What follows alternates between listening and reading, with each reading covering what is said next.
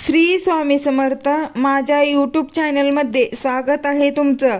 Video कुठंही skip न करता शेवटपर्यंत बघा.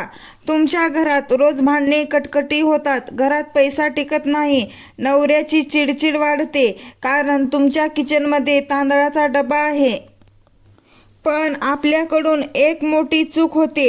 स्वामी समर्थ महाराज रागाने म्हटले होते, ज्या घरात तांदळाचा मान ठेवला जात नाही त्या घरात लक्ष्मी कधीच थांबत नाही. पण तुम्ही घाबरू नका. आज मी स्वामींचा एक गुप्त उपाय तुम्हाला सांगणार आहे.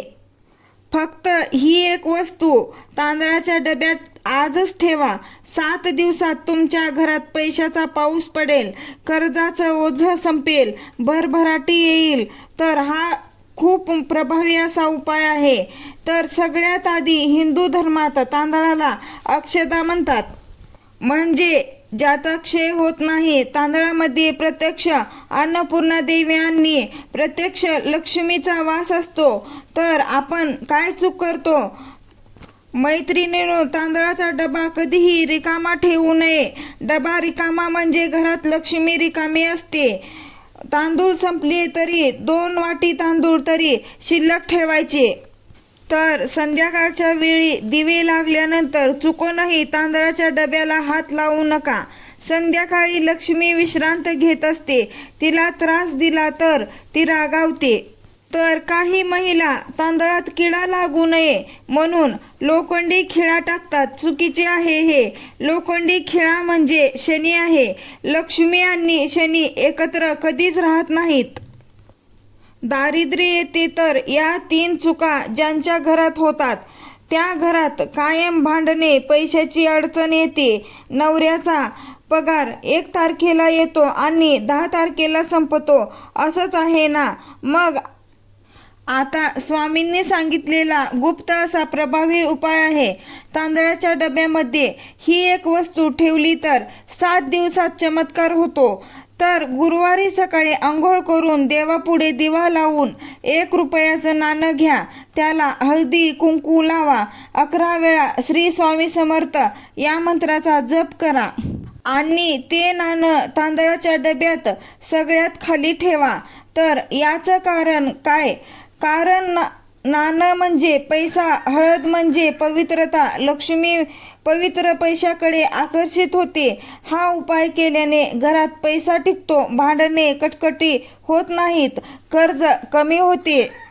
तर दुसरा उपाय आहे, शुक्रवारी देवीचा वार आहे तर 5 वेलची घ्या, छोट्या लाल कपड्यात बांधा, त्यावर लिहा श्री स्वामी समर्थ किंवा श्री महालक्ष्मी देवी नमः. ती तांदळात ठेवा. तर असं का करायचं आहे? वेलची सुगंध आहे, लाल रंग लक्ष्मीला आवडतो. 5 हा आकडा पंचभूताचा आहे. हा उपाय केल्याने घरात पैसा येतो, अडकलेले पैसे येतात. तर तिसरा उपाय आहे, दर एकादशीला तुळशीला प्रदक्षिणा घालून 1 पान तुळशीचे तोडून आणा, ते धुवून तांदळात ठेवा. तर तुळस म्हणजे प्रत्यक्ष विष्णूला प्रिय आहे. जिथे तुळस तिथे विष्णू, जिथे विष्णू तिथे लक्ष्मी. हा उपाय केल्याने डोक्यावरचे कर्ज हप्ते हळूहळू संपतात. तर यातला कोणताही उपाय गुरुवारी करा. पण सगळ्यात प्रभावी ते म्हणजे 1 रुपयाचे नाणे.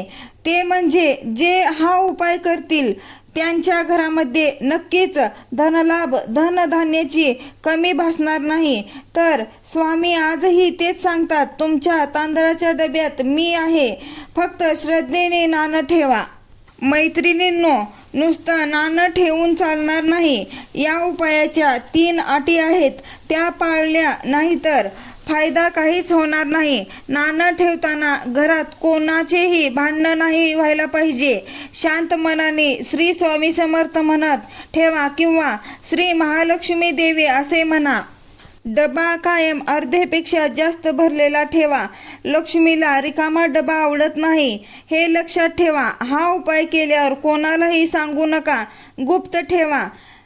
7 दिवसात तुम्हाला फरक जाणवायला लागेल. मी स्वतः हा उपाय केला आहे.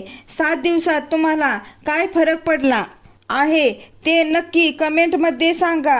उद्या गुरुवार आहे, स्वामींचा वार. उद्या हा उपाय करा. व्हिडिओ आवडला असेल तर व्हिडिओला लाईक करा, शेअर करा आणि सबस्क्राईब करा. धन्यवाद.